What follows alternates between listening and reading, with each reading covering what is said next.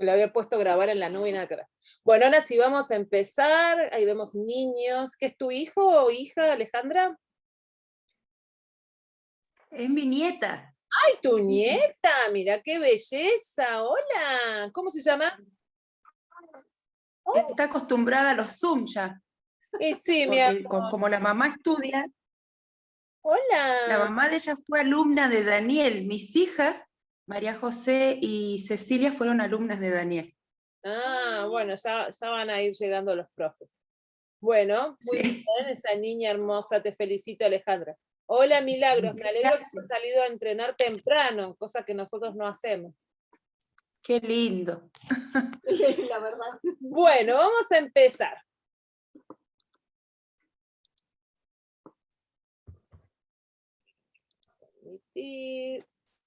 Esperemos que hoy la conectividad sea más amigable que el otro día. Compartir. Bueno, acá vamos. Bueno, chicos, vamos a empezar. Recuerdan que la clase, voy a minimizar acá esto, así.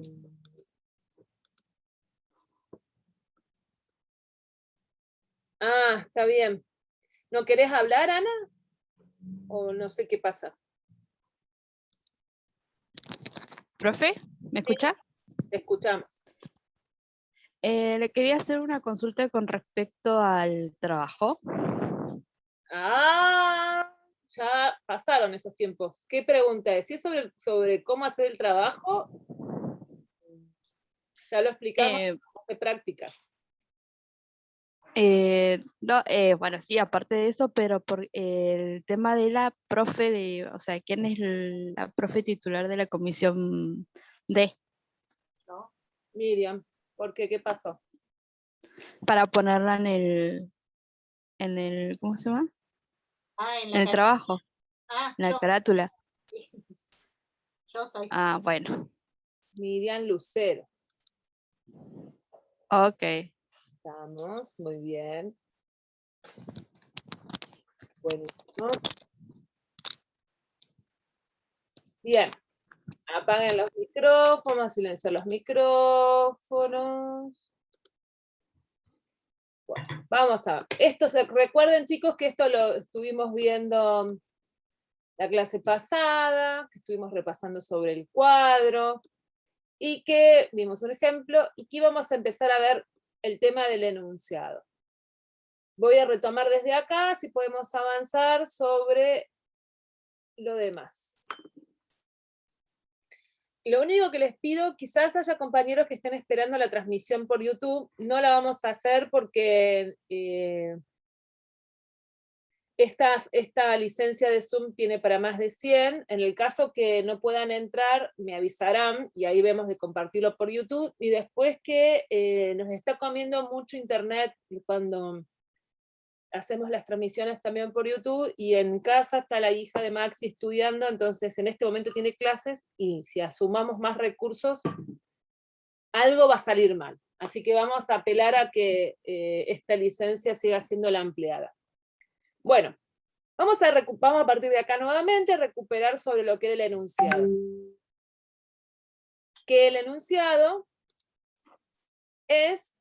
decíamos que era un discurso vivo, y que en un enunciado viviente, dice, tiene un carácter de respuesta. Y acá voy a poner un ejemplo que hemos vivido la semana pasada y todos nos hemos matado de risa, como para poder trabajar esta cuestión del enunciado vivo, que implica una comprensión, que el enunciado está preñado de respuesta, que siempre hay interacción.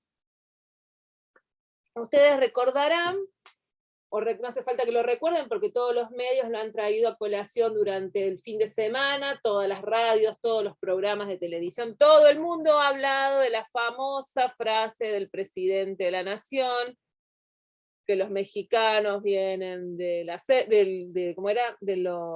indios, los brasileros de la selva, y los argentinos de los barcos. Bueno, esa frase, que hemos escuchado todos y que ha generado mucha controversia, también ha sucedido que ha traído, nos va a servir a nosotros para ver este tema del discurso vivo, enunciado viviente.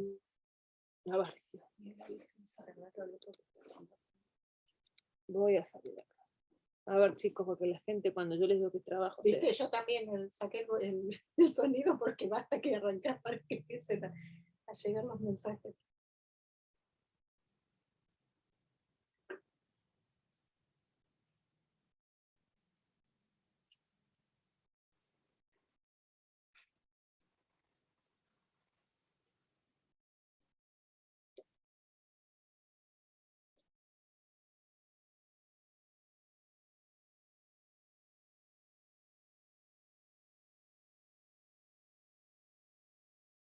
Ahí voy, chicos. Te estoy diciendo que...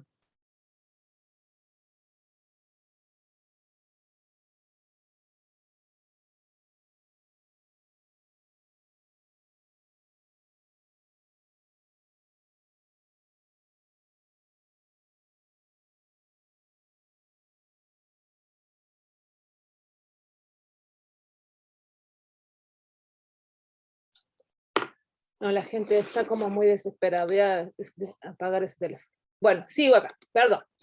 Entonces, ustedes cuando yo les digo eso, saben de qué estamos hablando, ¿no? Bien. ¿Por qué decir, entonces este concepto de discurso vivo o enunciado viviente que decía Bakhtin, lo podemos ver claramente con lo que pasó con estos memes como respuesta a lo que dijo el presidente? ¿Por qué decimos que es como una respuesta? Porque ante una enunciación que dijo el presidente siendo relación a algún tema en particular, los televidentes, los radioescuchas, la gente que se fue enterando por el Facebook, respondió a lo que había comprendido de lo que el presidente había dicho.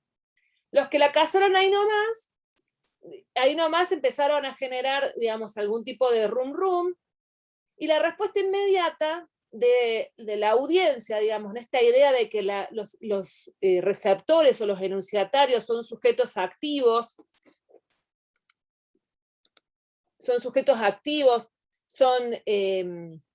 digamos, no están en la posición de pasividad ante la escucha, reaccionaron. Y hoy el meme empezó a ser una de las acciones de respuestas más vivas que tiene la comunicación, que tiene el discurso. Entonces, para algunos respondieron haciendo un meme, otros respondieron haciendo comentarios en las redes sociales, otros escribieron por Twitter con algún tipo de posteo, otros buscaron la canción para saber si era una canción, otros trataron de buscar quién era Octavio Paz porque no sabían quién era Octavio Paz. O sea que hubo múltiples y variadas tipos de respuestas en relación a este tema. Otros hicieron videos. Entonces acá podemos ver que en esta breve expresión que tuvo el presidente, que generó una amplia gama de respuestas, vemos que digamos, fue como el paroxismo de esta expresión de Bakhtin. ¿Qué quiero decir con el paroxismo? Es decir, como que llevó a lo máximo la posibilidad de visibilidad, digamos, la posibilidad de comprensión de que un discurso está vivo. Todo el tiempo estamos generando posibilidades de respuesta. Lo que pasó acá es que estalló, porque fue tan grande la barbaridad, digamos, más allá de su comentario racista, fue tan grosera la confusión intelectual, porque Octavio Paz no había dicho eso. Además, Octavio Paz es un referente, es como decir, Borges dijo, esa talla es Octavio Paz para los mexicanos, luego de confundir, digamos, con una canción de Nito Nevia. Entonces, esta relación, que fue la que ocasionó esta respuesta masiva, que también generó no solamente en los opositores, sino también en quienes forman parte de su mismo espacio político, una profunda discusión. En algunos se manifestó a nivel de memes y chistes y respuesta fácil, y después en el seno también de la intelectualidad, del kirchnerismo, podríamos decir, también se generó una profunda discusión en relación a esta construcción de quién es el otro, ¿no? Esta idea de quién es el otro, que es el sujeto de nuestras prácticas políticas. Entonces, esto que acaba de suceder, esto que sucedió el viernes con las expresiones del presidente, nos permite ejemplificar de manera muy clara este concepto de Bakhtin de que el discurso que el discurso está vivo, que es un enunciado viviente, que comprenderlo implica dar cuenta de que toda enunciación implica una comprensión.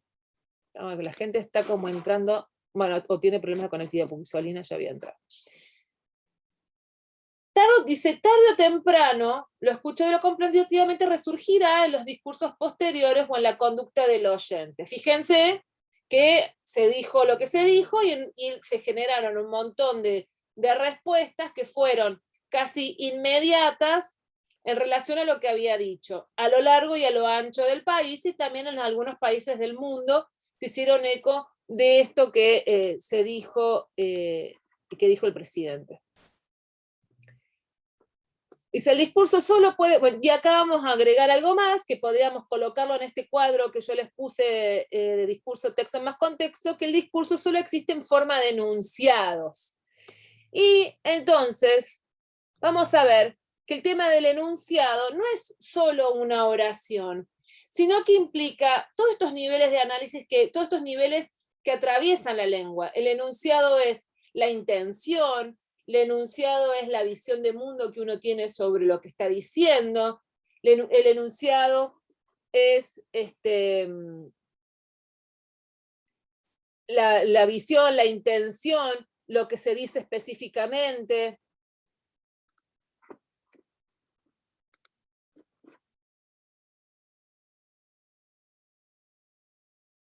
¿Cuántos hay? Bien. ¿Está claro hasta acá, chicos? ¿Alguien quiere acotar algo? Hay todavía espacio para Sí. que ingrese.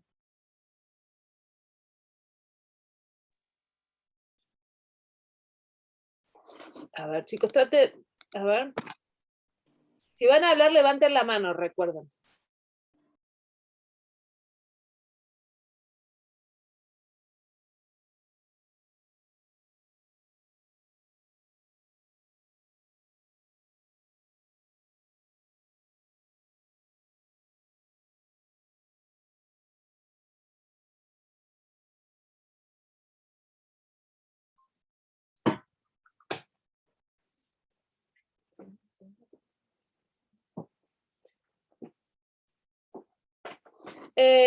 Chicos, yo tengo a todos aceptados. Deben estar en un enlace equivocado, porque estoy yo en el enlace que estamos en la clase. Si ustedes se fijan, ahora deben estar en un enlace que no es el de la clase de los lunes. Por eso no están entrando. Y alguien levantó. Sí, L. Ortega. Hola, profe, buen día. Una consulta. Entonces, el enunciado es lo que quiere decir, yo me refiero respecto también al TP. El enunciado sería lo que quiere transmitir el presidente respecto al discurso del presidente, ¿no? Cuando usted nos pregunta, ¿cuál sería el enunciado? La comparación que hizo, las personas a las que cita, eso por ahí no me queda muy claro todavía. El enunciado, en el caso, si seguimos con la ejemplificación de lo que dijo el presidente, es lo que dijo, en este caso. Recuerden que el enunciado, es una el discurso, dice, está compuesto, se presenta en forma de enunciados.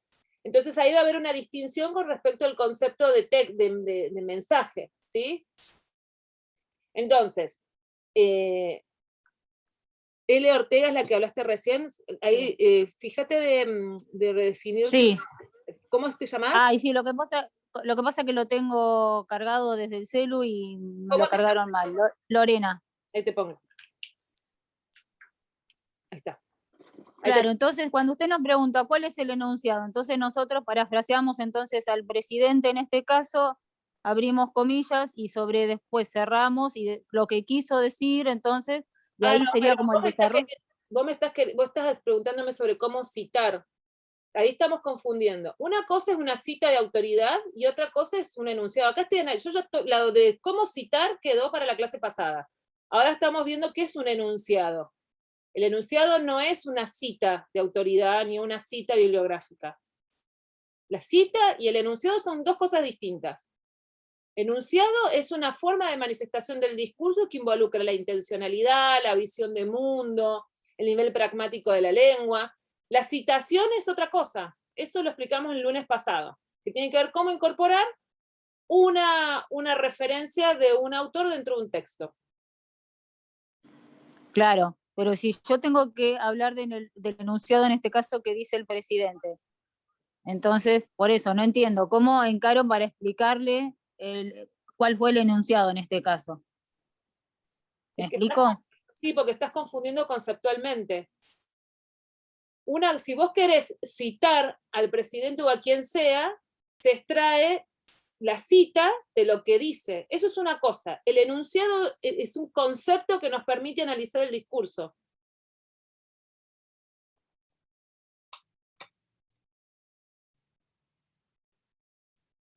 Y para transcribirlo, entonces, ¿cómo empezaría? Transcribís la cita, pero el enunciado, a ver, estás queriendo asociar cita con enunciado. Son dos cosas distintas.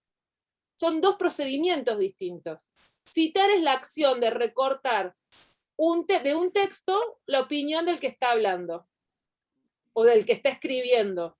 Vos estás leyendo un texto y querés recalcar, destacar algo que está diciendo, recortás y lo citas. Enunciado es un concepto que nos permite dar cuenta de las intenciones, la visión de mundo, las acciones de alguien que está hablando. Son dos cosas distintas. Si vos querés referenciar de un discurso lo que está diciendo alguien, lo citás. El enunciado se recorta teniendo en cuenta otras cosas e implican dos acciones diferentes. Para analizar un enunciado, debo citar varias partes dentro de un texto. ¿Entendés? Más o menos. Claro, porque estás relacionando dos conceptos que son dos cosas distintas. Citar es la acción de referenciar algo dentro de un texto. Las citas pueden ser directas o indirectas y se pueden parafrasear y sirven para dar autoridad a un texto. Eso lo vamos a ver en la segunda parte de la materia. Y el enunciado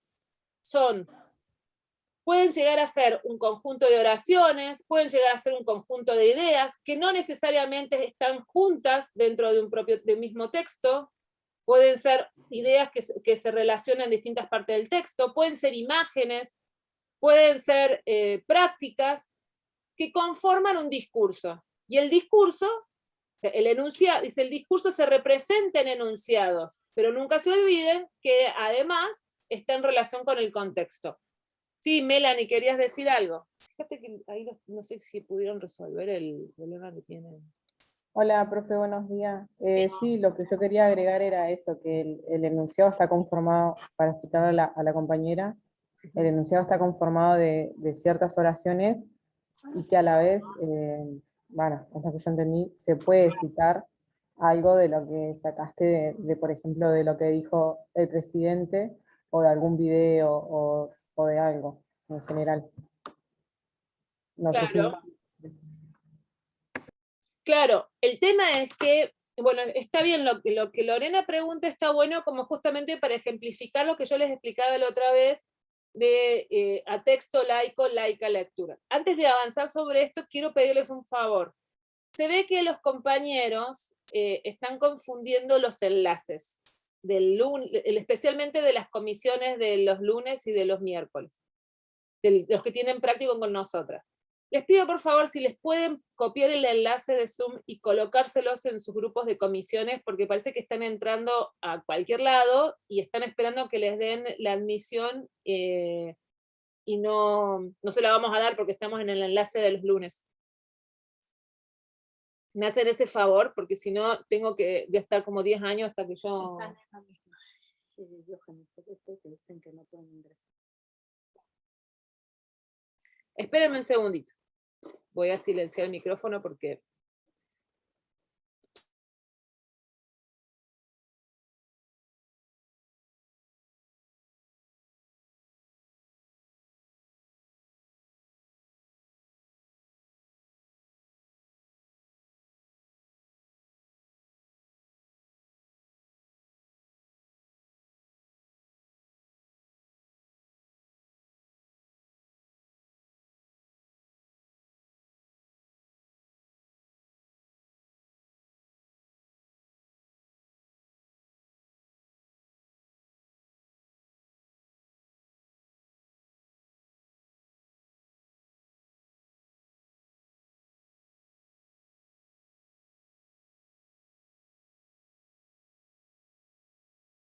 Sí, Carolina, vos lo colocas acá y ya lo vemos porque seguimos acá.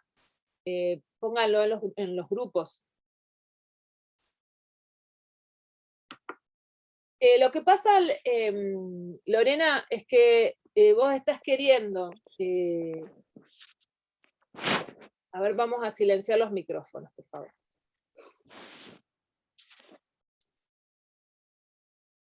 Ah, perfecto, Carolina, gracias. Muchas gracias. A ver. La cita es una acción que utilizamos para referenciar alguna parte de un texto.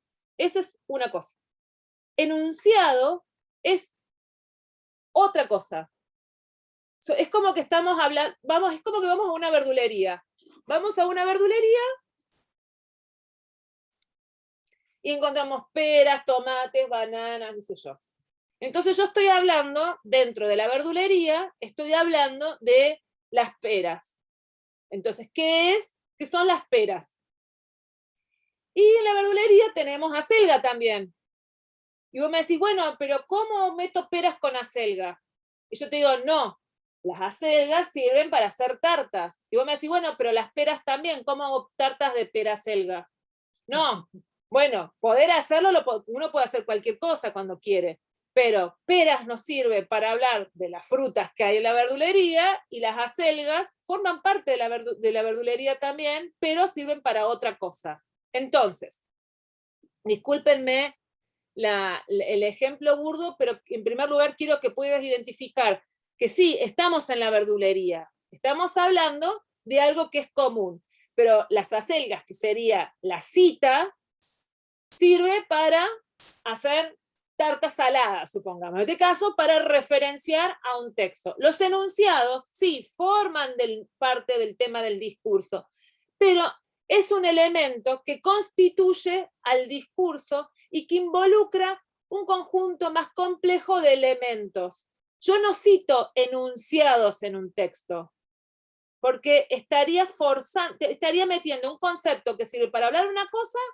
otra cosa, que es una de las cosas que generalmente hacen cuando rinden los exámenes, ¿sí? Cuando rinden los exámenes, como le parece que es parecido el concepto de enunciado con el de cita, supongamos, lo cruzan y les va mal porque están confundiendo los conceptos. Ahora, voy a leer lo que puso Nadia acá. Los textos, a los que también denominamos enunciados, no nacen solos ni crecen de la nada. Son producidos en contextos específicos por personas concretas que tienen intenciones y determinaciones. Entonces, los textos son un conjunto de enunciados. Ahí, Valentina, decime, ¿qué querés incorporar?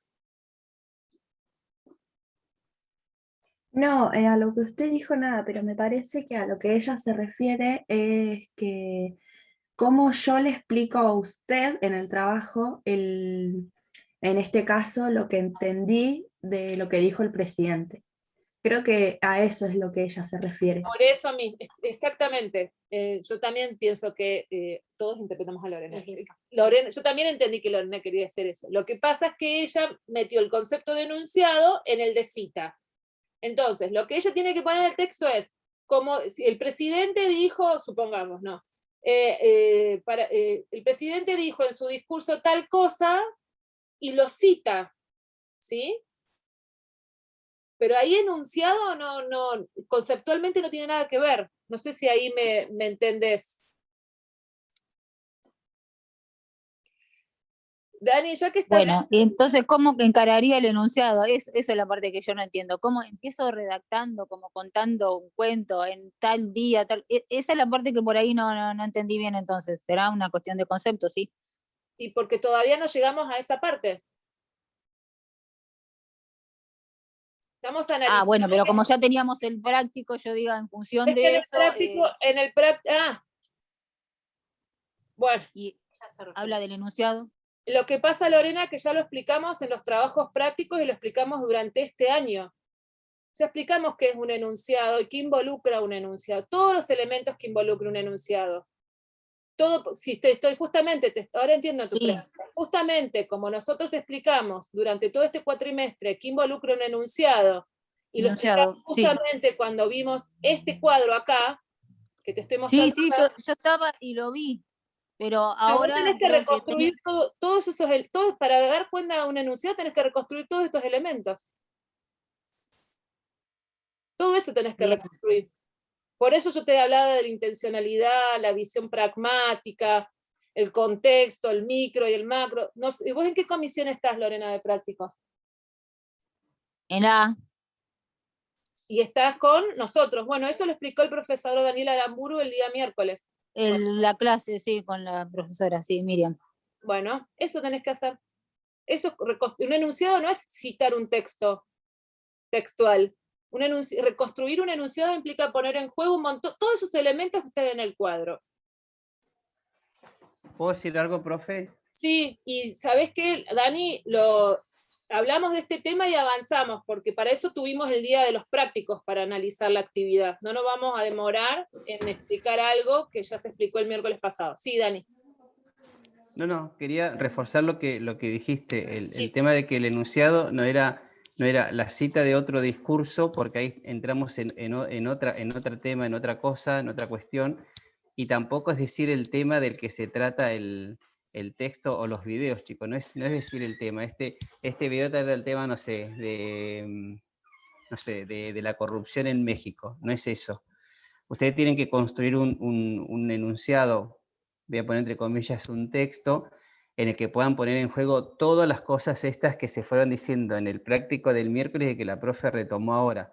Es construir el enunciado, es reconstruirlo a partir justamente de todos los elementos que interjuegan en las producciones que ustedes van a considerar. Es tomar, como transformar en palabras, en un texto, si se quiere, el interjuego de lenguaje, de imágenes, de estéticas, de intencionalidades, todo eso lo ponen en juego y arman ustedes el enunciado. No es citar a nadie, no es transcribir el discurso del otro, no es decir el tema del que se trata, porque ahí si no van a estar en un error y tampoco les daría, imagínense, para escribir la cantidad de palabras que se les piden, porque si no dirían, este video trata el tema de la corrupción en México, y ahí quedaría el enunciado muerto, ¿no? Eso, profe, quería decir nomás. No, sí, Dani, lo que pasa es que yo había empezado a retomar, ya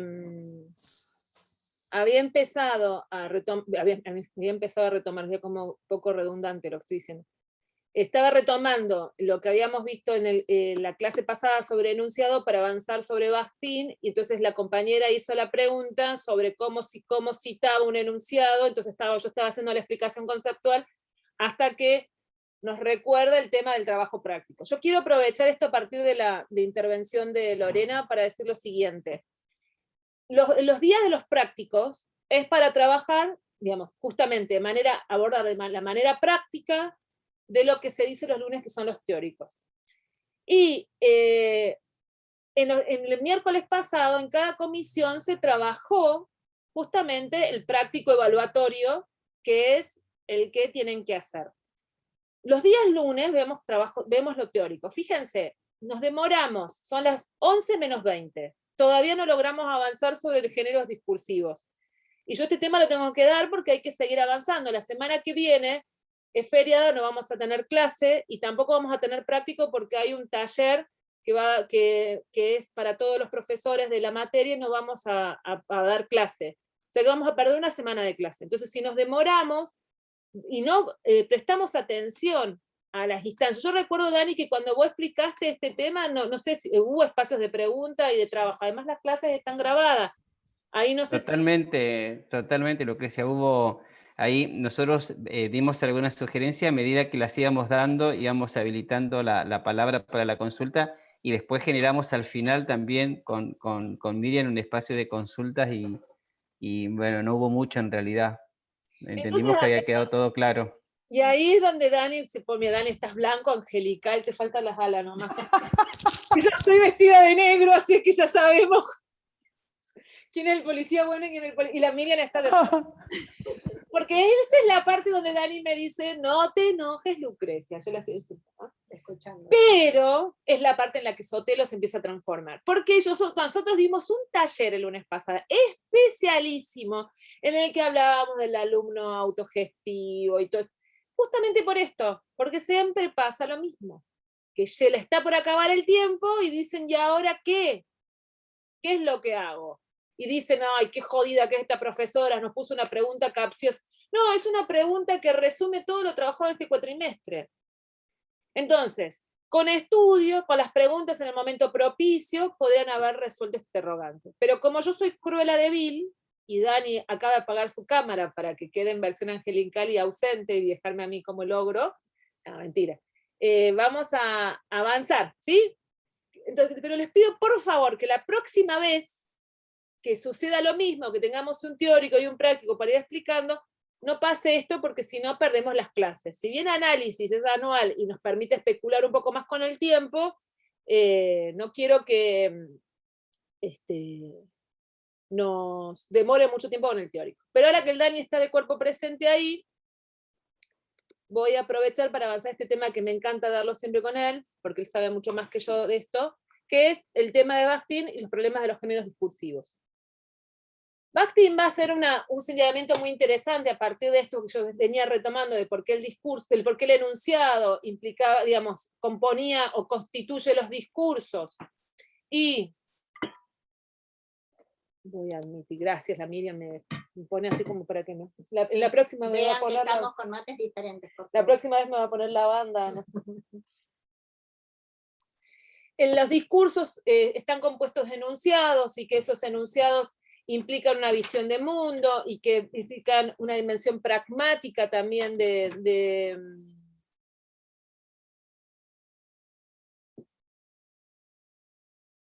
Bueno, Dariana, eso lo tendrías que hablar con los profesores de los prácticos, ¿sí?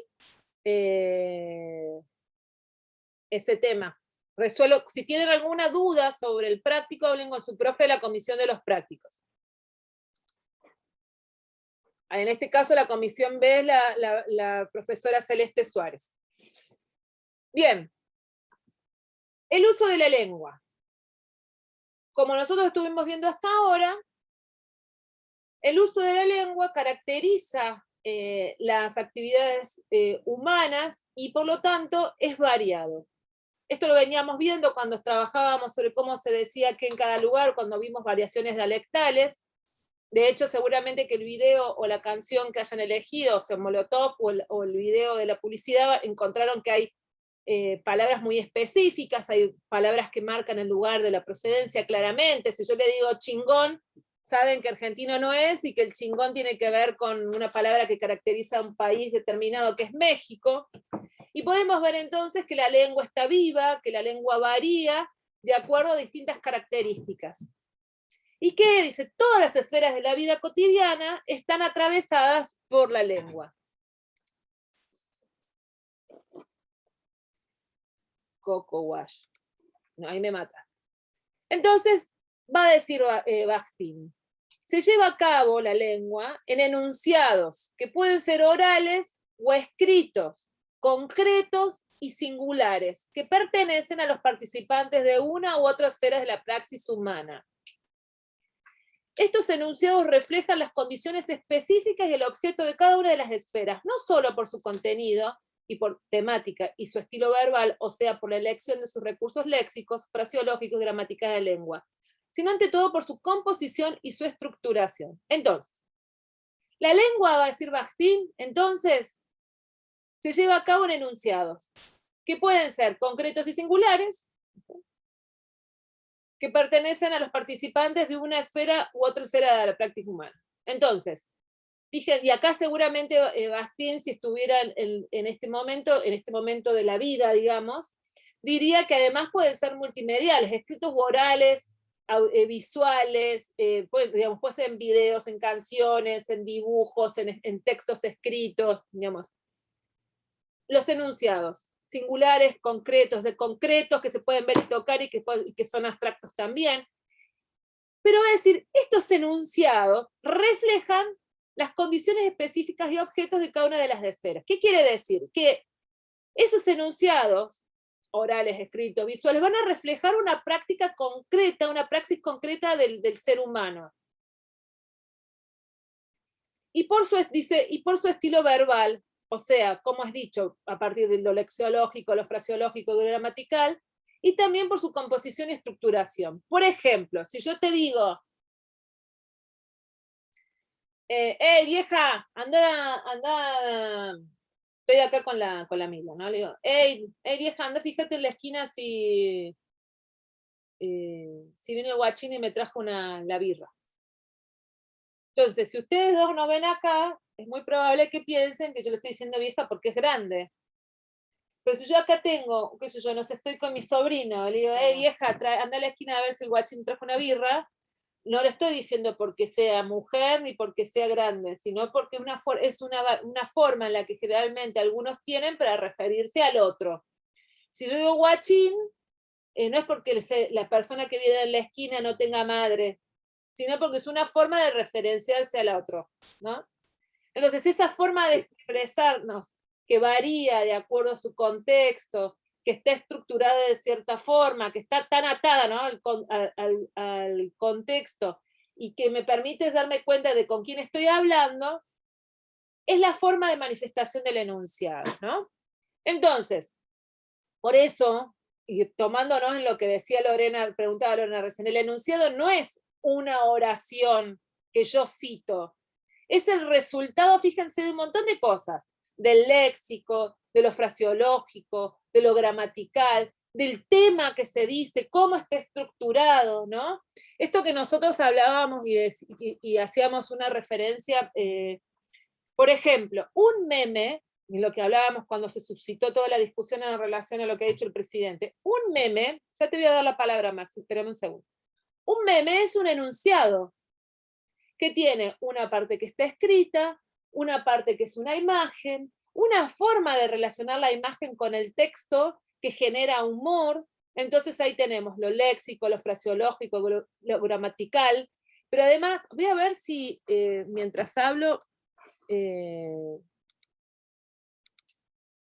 voy a ver si tengo bien a mano, solo si tengo bien a mano. Voy a, si el cerebro me permite hacer todo al mismo tiempo, porque a veces el cerebro no me lo permite, y voy a tratar de buscar un meme para poder ejemplificar bien este tema de lo que estoy diciendo, de los elementos que hay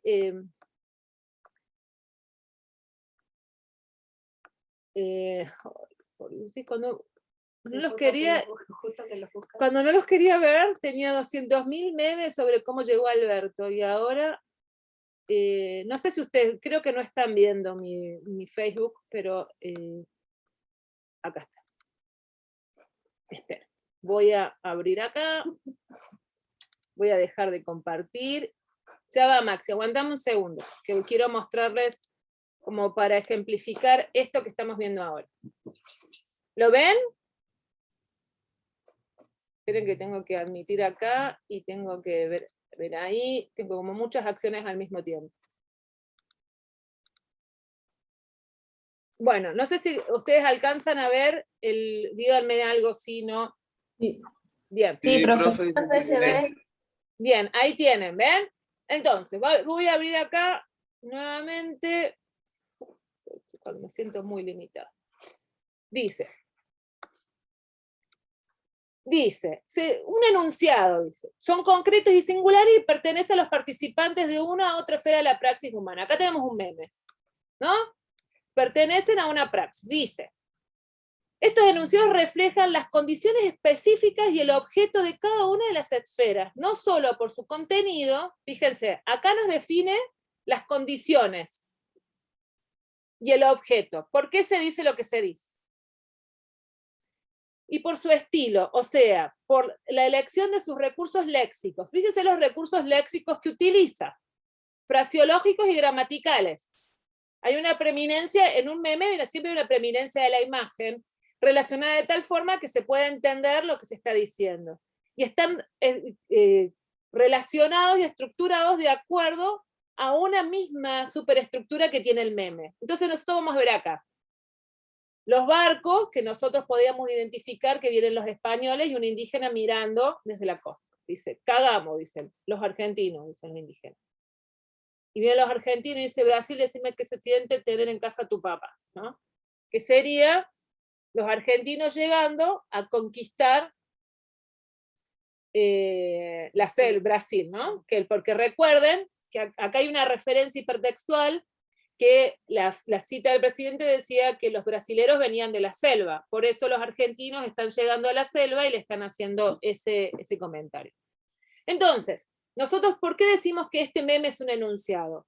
Porque reúne, fíjense, cagamos, tiene tilde, los argentinos, ¿no? Esta oración, ¿no?, que compone este enunciado, tiene un estilo verbal puntual, una referencia léxica específica, ¿no?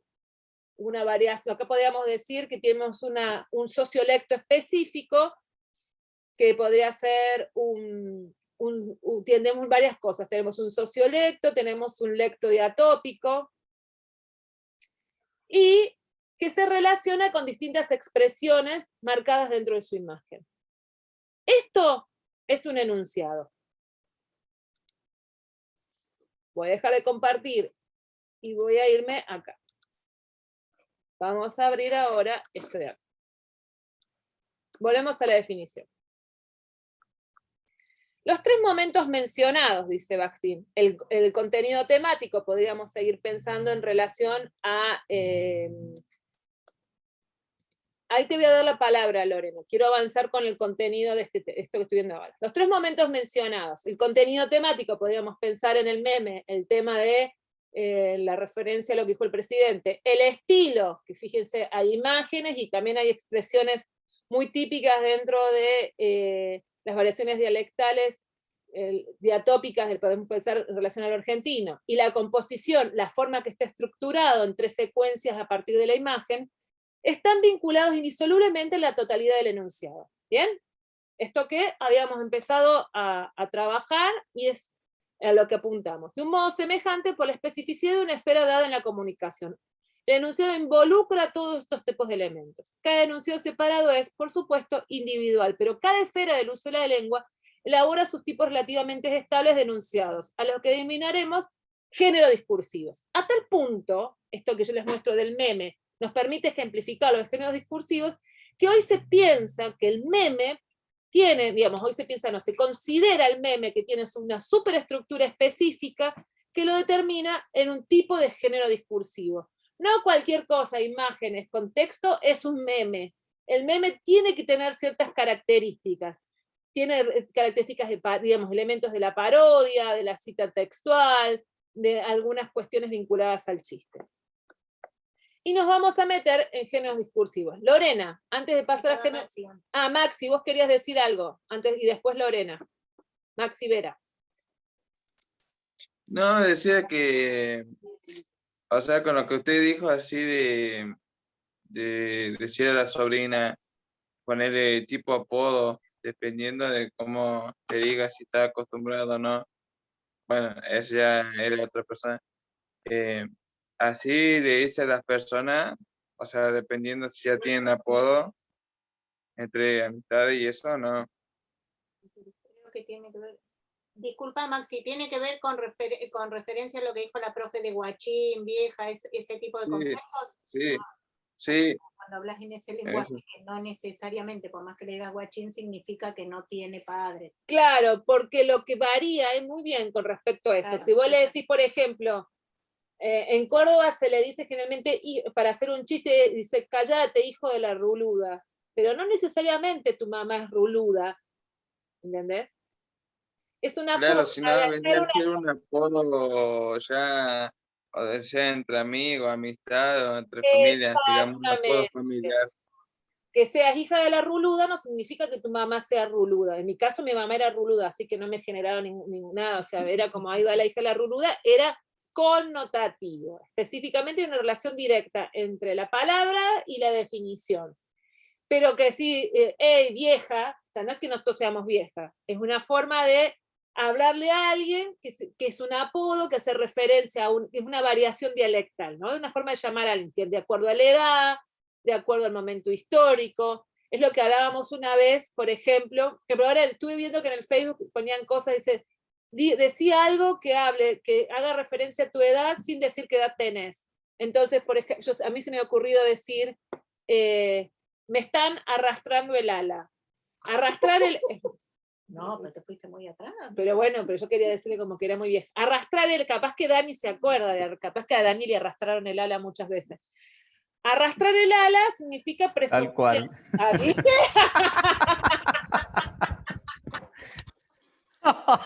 Entonces ahora no decimos nada porque los chicos van a empezar cualquier cosa. No, arrastrar el ala se decía presumirle cuando te están haciendo el filo, no sé cómo se dirá ahora. Porque creo que ahora se llama, estamos chapando, ya no sé. No, ya a esta altura yo no tengo idea. No sé. No sé si hay un momento previo de presumirse ahora, pero bueno, en nuestra época era tan imposible establecer vínculo con alguien que te arrastraban el ala. ¿Cómo será que te arrastraban? Esa expresión nos marca un momento en la historia, que ahora quizás sea chapar, qué sé yo, no sé, ¿no? Entonces, esto que Bakhtin nos está permitiendo pensar es que estas construcciones dentro del lenguaje, estos enunciados, denotan un tiempo, un espacio, una intencionalidad, y en relación a lo que otra compañera decía, ¿cómo en ese meme podemos ver lo micro y lo macro? Bueno, ahí en el micro hay que establecer cuál es la situación comunicativa, y el macro contexto es, digamos, siempre está atada a esa interpretación al contexto en el que fue sucedido, el contexto en el que se produjo. Ese chiste, ese meme que yo les mostré de la selva, no se entendería si no hubiera dicho el presidente lo que dijo. Y si ese meme lo leemos dentro de 2 años, quizás haya que reponer muchísimo el contexto para poder entender lo que se está diciendo. Bien, Lorena, ¿qué nos quieres decir? Bueno, justo dio el ejemplo, yo le decía que en el último registro de asistencia, yo justo hablaba también que preguntaban por el tema de las redes sociales, entonces yo hacía referencia a una descripción, entonces el enunciado también va a implicar una descripción, ¿no? Del el diálogo, de la imagen, lo que significa, lo que se entiende, todo eso sería, ¿no? O sea, poner tema, poner si es el tipo de lenguaje, si es estándar, si, bueno, cuánto... Es que no es una descripción lo que te estamos Tampoco. pidiendo, es un elemento dentro de lo que implica la definición de discurso. No es una descripción, hay algo que se llama microcontexto que forma parte del enunciado también, y bueno, eso lo tenés que explicar. Claro, bueno, y cuando hablo del micro y el macro contexto, no tengo que hacer, o sea, una referencia a... Es que lo que vos una acción. Es que lo que acabas de explicar, de preguntar recién sobre, dijiste hay que describir los participantes, esos son los elementos del evento comunicativo que es el microcontexto. ¿Sabes lo que te está pasando, Lorena? Sí. Que tenés confusión, te falta revisarla. Tendrías que escuchar de nuevo las clases y tendrías que leer los materiales que están en el aula, porque estás confundiendo los conceptos. Por eso te está costando ver el tema. Vas a tener que repasar las clases y todo eso porque... Pero los leí, ¿eh? Y bueno, ahí hay... Inclusive por eso hago referencia al último trabajo de asistencia que pretendía dentro de las redes sociales de cada uno, bueno, yo hablé de una imagen, justamente de un meme, de lo que significaba, de lo que pretendía hacer, o sea, hago como una descripción, quizás está mal por eso, no lo sé porque lo entregué y por ahí no sé si estaba bien, y bueno, por eso, nada más, pero sí, a las clases asisto y leo el material. Pero entonces ahí hay que revisar lo conceptual porque ahí faltan de diferenciar las cosas. A ver, Dalma, ¿qué nos querés decir? Pero no volvamos al trabajo práctico, chicos, eso. Yo quiero avanzar sobre la clase de hoy. No volvamos al trabajo práctico. A ver, Dalma. No, yo quería hablar sobre el meme que estábamos viendo.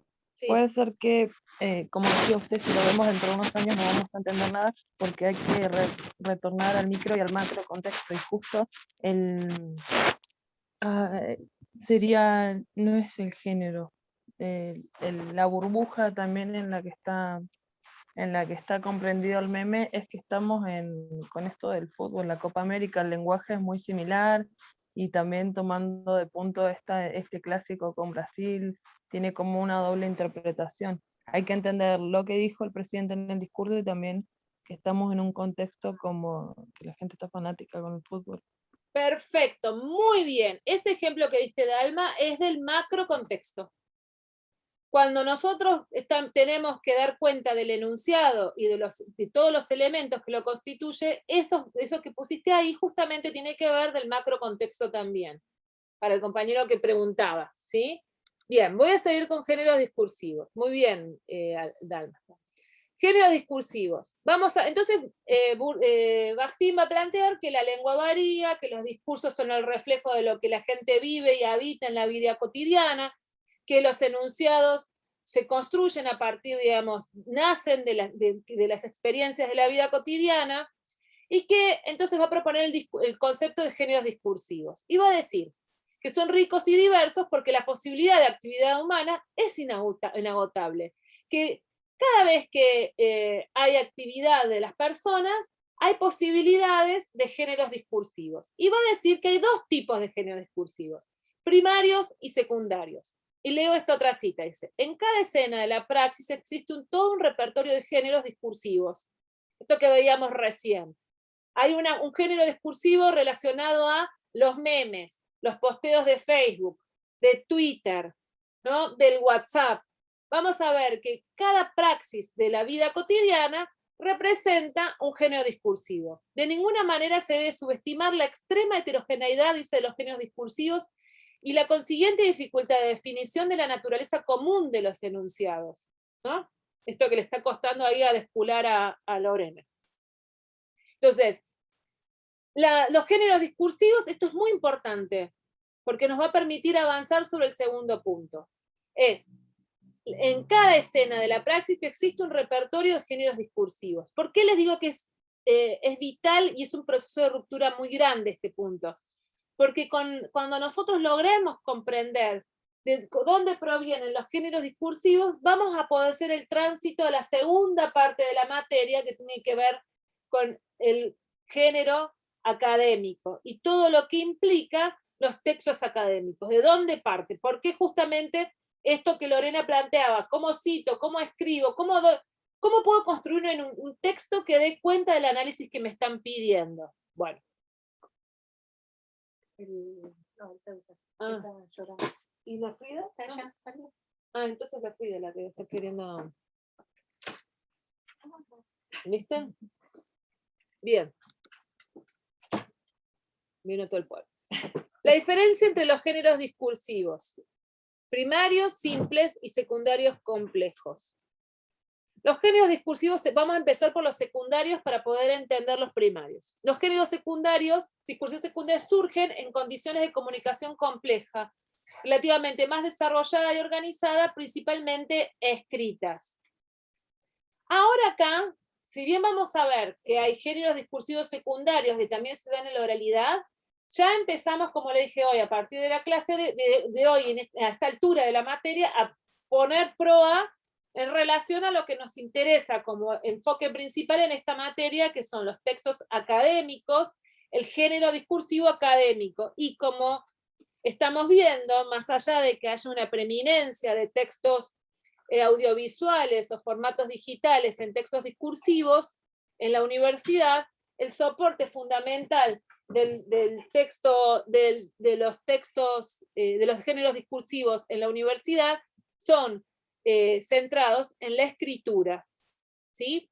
Si bien hay algunas materias que les piden videos o algún tipo de dispositivo multimedial, fundamentalmente el recurso que se utiliza en la universidad es la escritura. Por eso nos vamos a centrar ahí. Entonces, los géneros discursivos secundarios surgen de condiciones de comunicación, en condiciones de comunicación más compleja. Por compleja no es difícil, sino que quiere decir complejo que relaciona distintos elementos institucionalizados. Ahora, por ejemplo, la universidad. La universidad tiene un rango de relaciones donde están marcadas por la autoridad, por distintas funciones, por ejemplo, para ir a preguntar Si yo necesito saber sobre una materia, tengo el profesor de la materia, tengo el secretario académico, y bueno, cada una de esas personas tienen distintos grados de autoridad. Eso hace que la relación entre el estudiante, el docente y las autoridades tengan ciertos desafíos. Y que esos desafíos, como vimos en la definición de evento comunicativo, establezca un grado de ritualidad diferente.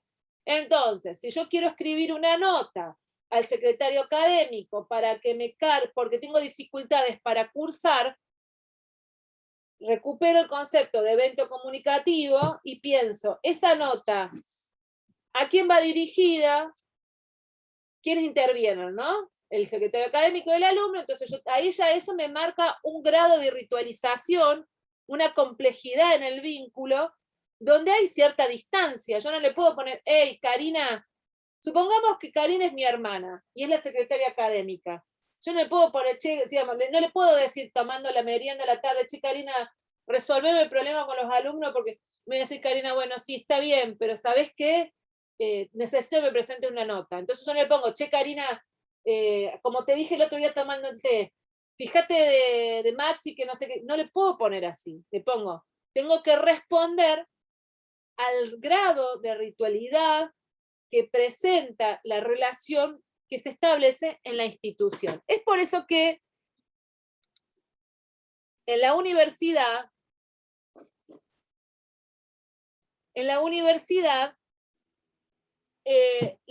presentamos un tipo de comunicación compleja de acuerdo a las acciones que ella implica.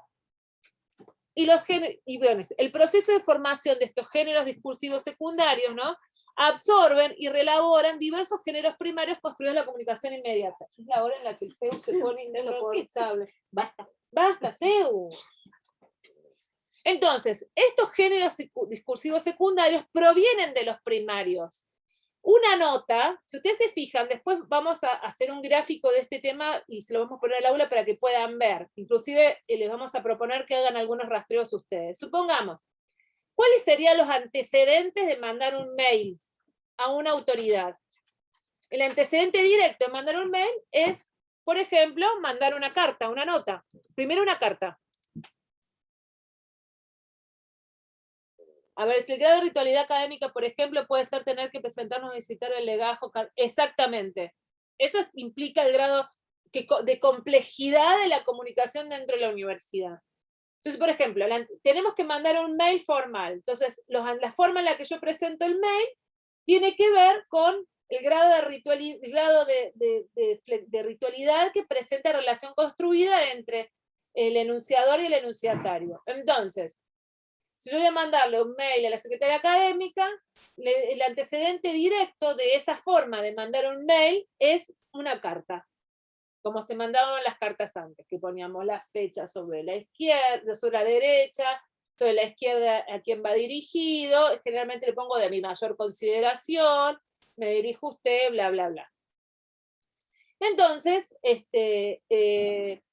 podemos reconocer como un género anterior el de la carta. Ahora, antes de la carta, nosotros vamos a encontrar que cuando cuando tenemos que hablar con una autoridad, en la oralidad también no le digo, che, vieja, por más que sea el presidente y haya dicho lo que dijo, no le voy a decir, vieja, Alberto, te pasaste, tío, ¿no? O sea, yo no le voy a decir al presidente de esa forma. En la oralidad también recurro a ciertos grados de formalidad. Y así podríamos ir trazando una cadena como para ver cómo los géneros discursivos primarios gravitan en la construcción de los géneros discursivos secundarios. Entonces nosotros vamos a ver que un texto académico tiene antecedentes en los géneros discursivos primarios que nos van a permitir comprender ese género discursivo secundario. Por ejemplo, ahora justamente esto que dije de las notas de clase, vamos a ver, tomar apunte. Dice, si consideramos que las notas de clases son un género primario, esto que ustedes toman nota cuando el profesor habla, ¿en qué géneros secundarios se transformarían? A ver qué les parece a ustedes. Si pensamos que tomar nota mientras el profe habla es un género discursivo primario, ¿en qué género secundario se transformaría tomar nota?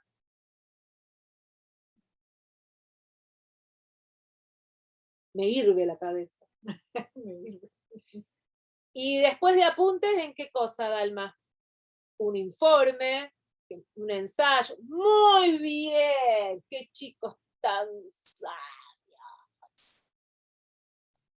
Exactamente. Entonces, ahí como vieron el pase de la nota de clase a la monografía, esa monografía, trabajo práctico, ensayo, tesis o lo que sea, ficha, tiene una superestructura específica. ¿Se acuerdan cuando el lunes pasado le decíamos, miren, este trabajo tiene preguntas y respuestas, no es un ensayo, o sea que no le pongan introducción y conclusión, porque nos estamos excediendo. Introducción y conclusión son elementos de la superestructura de otro tipo de texto. También la expresión sería, el tipo de, el tenor sería distinto. Bien, entonces vamos entendiendo lo de primario y secundario. Vamos a seguir un poquito más y ya terminamos. El lenguaje participa en la vida a través de los enunciados concretos que lo realizan, así como la vida participa del lenguaje a través de los enunciados. Bueno, esto ya lo vimos. Y vamos a ver el último punto que tiene que ver con el estilo. ¿Qué es lo que estaba hablando recién la compañera? Que cerré el chat, que quiero retomar lo que la compañera dijo. Acá Ana dijo, usaríamos un lenguaje más formal. Y eso es lo que tiene que ver con el estilo. ¿Qué estilo utilizamos para determinados textos? El estilo está asociado a los géneros discursivos. No todos los géneros son susceptibles a la individualidad del hablante, por ejemplo, los tipos de documentos oficiales. Esto que vos decías recién, otra compañera también, tengo que poner el legajo, el nombre y demás cosas. Eso tiene que ver con el estilo que requiere la escritura de determinados mensajes para la Secretaría Académica, por ejemplo. O muchas veces ustedes nos escriben, por ejemplo, Lucrecia, no alcancé a llevar a presentar el trabajo, ¿puedo mandártelo por mail? Yo ahí cuando me escriben así, yo no sé quién me escribe, si mi mamá, mi pareja o Miriam. Y cuando veo esos mails, digo, no, ni mi papá, ni mi pareja, ni Miriam, es un alumno. A mí no me preocupa, no me molesta que me llamen Lucrecia, pero el estilo para escribirle a un profesor implica el respeto, la construcción de un cierto respeto a las relaciones. Generalmente el estilo es muy discutido por aquellas personas que se dicen llamar progresistas y dicen que, bueno, ¿cuál es el problema? ¿Qué importa qué rango tenga? Dentro del estilo entra, por ejemplo, el protocolo. Algo que me gusta mucho utilizar este ejemplo del protocolo, porque el protocolo, ¿por qué surge el protocolo? Para respetar el rango de cada uno de los participantes en determinada reunión. Entonces no es por cheto ni por careta que existe el protocolo. De decir, se pone, qué cheto, se pone traje cuando viene el otro presidente. ¿Quién se cree que es? Si son dos personas iguales. No, no son dos personas. Y de hecho no son personas, son países. Entonces, cuando viene, por ejemplo, como vino una de las cuestiones que fue muy criticada de cuando vino el presidente de España, es cómo se había ornamentado la Casa Rosada para la conferencia de prensa. Dice que la bandera de España estaba toda arrugada, que se notaba que la habían surcido y pegada con cinta. Y que decían, qué horror. Entonces, ¿por qué les parecía así? Y uno le dijo... ¿Le dieron una planchadita, profe? Ya ni vergüenza. Sí, y no, y que además le criticaban y le decían, pero qué horror, dice, se hacen los chetos, dice, lo importante es que vino el presidente. No es que se hagan los chetos, lo importante es que vino Pedro Sánchez. Detrás de cada, fíjense, el protocolo surgió para evitar las guerras, para decirle, mira, ¿a usted le gusta que le hagamos, que le guste la bandera esté así, que le pongamos los tipitos acá? Fantástico, lo vamos a hacer porque vamos a resolver esas cuestiones para que lo que quede en relevancia es lo que se dice. Lo mismo sucede con el estilo. Lo importante es que quede claro cómo se construyen las relaciones para que lo que se quede en el centro sea la información. Ahí voy a leer el chat, lo minimicé para poder ver la presentación. Entonces el estilo vendría a ser como el protocolo. Fíjense que cómo distrajo que la bandera estaba pegada con Siltex y surcida, que se notaba desde la cámara, que nadie le prestó atención a lo que había dicho Pedro Sánchez, porque había sido todo tan espantoso que se desvirtuó la mirada. Si la presentación hubiera sido ordenada, hubiera respetado los canes protocolares, no se hubiera gastado tanta energía sacándole el cuero si la bandera estaba planchada o no. Entonces, el estilo, como el protocolo, tiene mucho que ver con las formas de decir. Indisolublemente vinculada a determinadas unidades temáticas. Obviamente que si yo voy a mandarle una nota, voy a escribirle a un profesor, le voy a poner profesora Miriam, soy el alumno tal, de tal comisión, le quiero preguntar de tal cosa. Fíjense que nosotros siempre a ustedes les pedimos por favor que nos digan de qué materias son, no porque seamos chetas, como nos también dije una vez, o jodidas, como dijeron otra vez, sino porque con el caso con el que tenemos con Miriam, con Johan, y bueno, todos los profes de esta materia, tenemos otras materias. Entonces, si ustedes no nos dicen quiénes son y de qué materia son alumnos, nosotros no podemos darle las respuestas que ustedes, digamos, no podemos ubicarnos en relación a la pregunta que nos hacen. Y eso tiene que ver con el estilo, ¿no? Tiene que ver con determinadas formas de estructuración de una totalidad, dice, con los tipos de relación que se establecen. ¿Qué tipo de relación voy a construir? Si yo te digo, me ponen, che, Lucrecia, no me pude anotar en el examen, quedé libre, y primero, yo no construí la relación con ningún alumno de forma de que me traten como si fuera su hermana, su tía o su abuela. El tuteo, que es tratar de vos a otra persona, implica la construcción de una igualdad de rango. Y nosotros estamos viendo que por más que hagamos chistes y podamos tratar de construir una relación amena, yo no soy ni su amigo, ni su hermana, ni su tía, soy la profesora. En este contexto comunicacional tenemos una situación de relación diferenciada. En este momento me toca coordinar la materia. Quizás si nos encontramos en la anónima, la relación sea distinta y podamos charlar de otra forma, ¿sí? Entonces, el estilo debe ser de acuerdo a la relación construida. Y vamos a ver distintos cambios de estilo a lo largo de la historia. Nosotros no nos enojamos si nos tratan de vos en los mails, pero en una época, como siempre ejemplificamos con los profes, en la década de la dictadura argentina, a nadie se le ocurría decirle Lucrecia, a nadie se le hubiera ocurrido escribirme por mi nombre, porque los echaban de la universidad. De hecho, hay universidades como la de España, yo estuve cuando estuve en la Politécnica de Madrid, y cuando estuve en la Universidad de Puebla trabajando, todos me trataban de doctora. A mí me parecía tan raro, porque a mí nadie me dice doctora Sotelo, porque me da hasta risa, porque yo no me considero mi título, pero ellos te tratan por el título, porque te respetan el rango y la investidura, a tal punto que, voy a contar, creo que si ya le conté la anécdota, les pido disculpas, pero les cuento esto. Yo hice mi postdoctorado con el doctor Manuel Castells en una colonia académica donde éramos investigadores de Latinoamérica, que habíamos accedido por una beca, éramos 20, donde trabajamos con él durante 10 días. Todos los estudiantes, todos los doctores estudiantes, nos reuníamos en una mesa, éramos 20, entonces había 2 mesas largas, donde imagínense 10 días, ya éramos muchachos, vivíamos en el mismo lugar, compartíamos la comida, los ratos libres, salíamos a caminar, éramos como en 10 días una familia. Ahora, Manuel Castells nunca compartió la mesa con nosotros. Él tenía su secretario que llevaba el bolso y el secretario que lo abanicaba, no sé qué era. Y él tenía su mesa y comía con sus secretarios y el otro profesor ahí. Esa forma, que a mí me pareció horrorosa, porque si encima que está bien que sea Manuel Castells, pero podía haber compartido la mesa, lo único que compartió con nosotros fue una foto, que dijimos que solo sacó la foto, si no nadie nos iba a creer que habíamos estado con Manuel Castells. Pero Manuel Castells, ¿por qué hacía eso? Porque él que marcaba era el rango, y porque en el resto del mundo, menos en la Argentina, una persona como él marca la diferencia y marca el estatus con eso, el título, el lugar en el que habita. Bueno, y por eso tiene que ver con el estilo.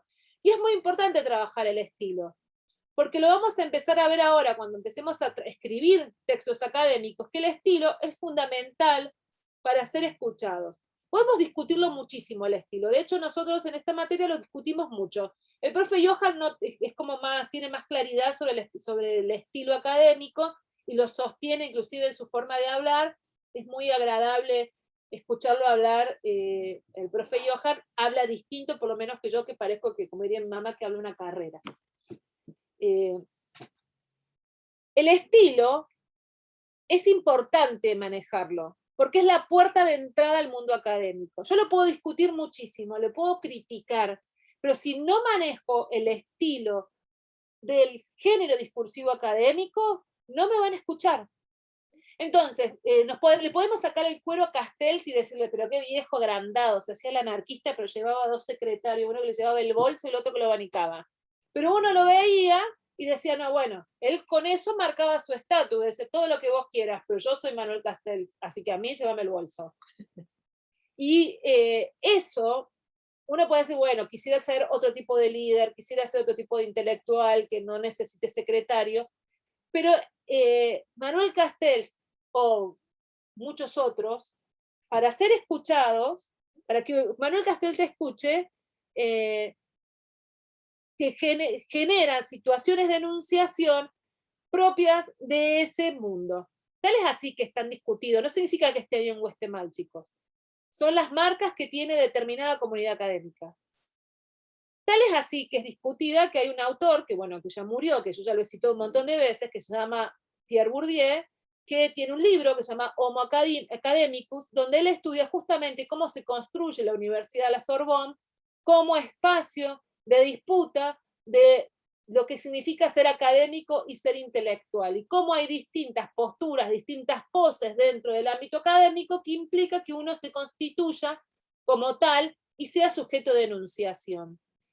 Nosotros podemos, insisto, podemos discutirlo al estilo, podemos discutir las formas de construcción de textos académicos dentro de la universidad. Voy a dejar de compartir esto, así puedo ver el chat tranquilamente, porque si no, no puedo. Pero si nosotros a ustedes no los preparamos para que puedan dar cuenta en la universidad de ese género discursivo, de esas formas de enunciación, lo que estamos haciendo es privarles la posibilidad de poder elegir si lo hacen o no. ¿No?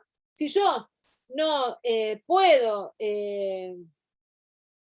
darme cuenta que en determinadas situaciones debo poner en juego mi capital lingüístico y hablar de determinada forma, escribir determinadas notas, aprender determinado género discursivo, si ustedes no tienen esa posibilidad de darse cuenta que en la universidad existen distintos tipos de textos y que cada uno es distinto, y no los practico, y no los reconozco, y no utilizo las palabras, lo que nosotros estamos haciendo es imposibilitarles las posibilidades de construirse como un estudiante autónomo y libre.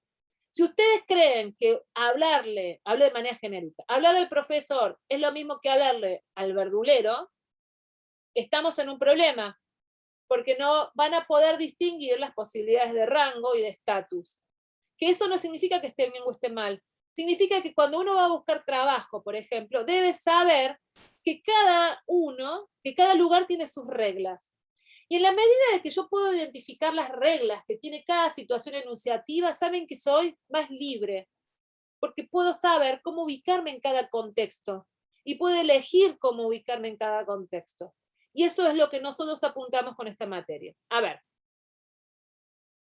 Bien. Dijeron, me parece una escuela, no se adapta a la con respecto a la bandera no planchada, mucho menos. Exactamente. Exactamente. Bien, Maxi, última pregunta y ya vamos, se nos va a acabar el tiempo de clase. Sí, profe, yo decía que dependiendo a quién sea, o sea, obviamente a ustedes, las profesoras, le tenemos que mandarle, si nosotros tenemos alguna duda o consulta, si le mandamos una escritura, le tenemos que decir los datos nosotros, porque si no, no puede saber de dónde le decimos, o de dónde somos, o de qué, o de qué comisión somos, porque si no, ahí ustedes no sabrían de qué carrera o de qué comisión somos y no podrían decirnos. Y en otros países, como usted dice, así como lo de España, lo llaman por sus títulos, o sea, con la cosa de lealtad. Claro, o sea, por el título que ustedes tienen. Fíjense, cada país tiene su forma de tratar al otro, pero el protocolo y el estilo para ciertos rangos, ciertos espacios sociales, permiten que todos podamos hablar en la misma lengua. ¿Vieron cuando hablábamos que decía que existe una lengua normal, una lengua estándar, que en este caso que es el castellano, que tiene ciertas reglas que están dadas por la Real Academia Española. No es que esa sea la forma de hablar bien y que la Real Academia Española diga no existe que la lengua sea viva, digamos. No, sí dice la lengua está viva, nosotros reconocemos sus variaciones dialectales, pero si vas a querés hablar para que todo el mundo te entienda, tenés que respetar las reglas del castellano. Y entonces va a decir, bueno, la universidad, por ejemplo, el Estado argentino adopta las reglas del castellano, entonces todas sus comunicaciones formales van a estar dentro del castellano, ¿sí? Porque es la lengua que nosotros aprendemos en la escuela y que nos permite comunicarnos de manera común. Entonces hay ciertas normas de tratamiento, de estilo y demás. La academia, además, la universidad, adopta el castellano como lengua formal, en este caso en la Argentina, ¿no? Y todos los procedimientos que implica el estilo académico, ¿sí? Esto no significa que a tratar de che, de vos, como por acá decía Melanie, o decía, hey, vieja, vení, tío, qué sé yo, el hijo de la ruluda esté mal dicho. No, son expresiones propias de cada lugar y que construyen identidad, afecto, vida y demás. No está mal. Lo que estamos tratando de ver ahora es que en la universidad hay un género académico, que es un género secundario, que nosotros vamos a ver que tiene sus propias reglas, sus grandes implicancias, y que para poder aprenderlo debo partir necesariamente de la vida cotidiana. Dalma, dime tú. Por ejemplo, ¿la formalidad se puede considerar un elemento de la superestructura de los géneros secundarios? Es que sí. Y van a ver que cuando lo aprendan, van a tener las herramientas para moverse con facilidad dentro de esos escenarios, ¿sí? Yo antes de... Sí, no, Carolina, ya estamos terminando porque nos queda 2 minutos y quiero repetir algo que se los vengo diciendo hace varios días. Si tienen dudas, le preguntan a su profesor de las comisiones, ¿sí? De las comisiones de los prácticos. Los lunes vemos lo teórico. Segundo, es muy importante que estudien la teoría. Ahora voy a revisar bien todo lo que está dentro del aula, vamos a organizar los materiales, y que esta frase que me convidó mi maestro y que se los voy a repetir hasta el día del hartazgo, a texto laico, laica lectura. ¿Qué quiere decir eso? No me llevo un concepto, como decía Bourdieu en Capital Lingüístico, no me llevo un concepto a otro lado, porque dice que lo estoy fetichizando ese Bourdieu. En este caso vamos a decir que lo estamos banalizando. Hay un concepto para cada lugar. Debo estudiarlo, debo repensarlo, debo ponerlo a la luz, para poder entender lo que ese concepto me está diciendo. ¿Se acuerdan cuando hablábamos de lo literal y que nos reíamos y que todo era literal? Bueno, no, ¿era acá? Sí.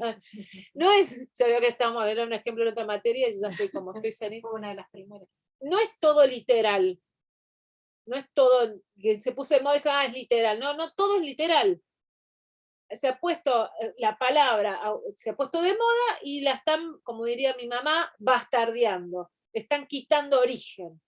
Hay que tener cuidado cuando estudiamos entonces, en nutrir de sentido a cada concepto dentro de lo que el autor está queriendo señalar.